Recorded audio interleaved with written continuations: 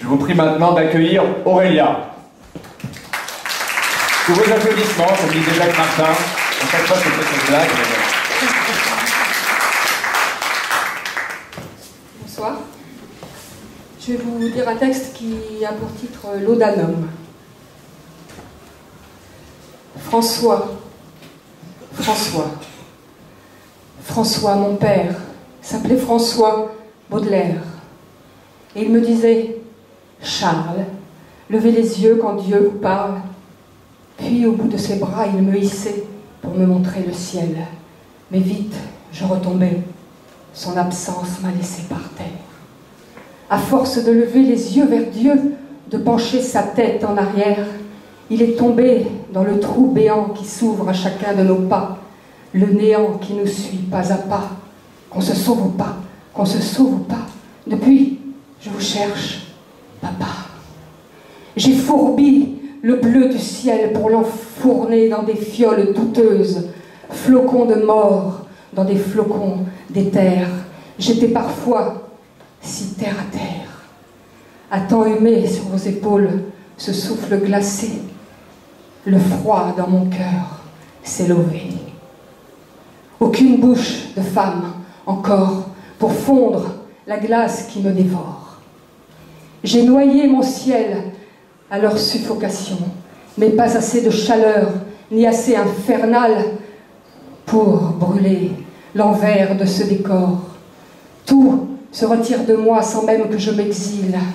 Mon vaisseau enragé ne sombre pas, c'est la mer qui se défait de moi.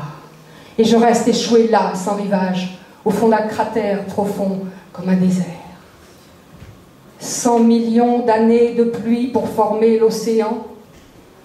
100 millions d'âmes damnées, toutes celles que j'ai pillées, souillées, spoliées, même torturées, et qui me sortent par les yeux comme les flammes d'un chalumeau qui s'obstine à raser la barbe de l'éternité. François, mon père s'appelait François Baudelaire, et il me disait, Charles, levez les yeux quand Dieu vous parle. Puis au bout de ses bras, il me hissait pour me montrer le ciel. Mais vite, je retombais. Son absence m'a laissé par terre.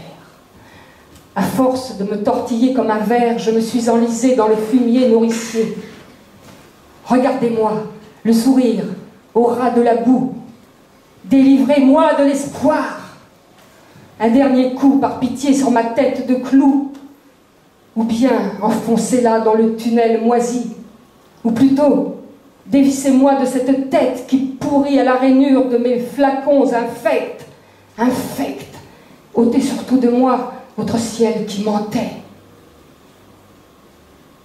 Effacez tout. Tout. Sauf l'idée, à l'entrelac des nuages, de l'amour infini.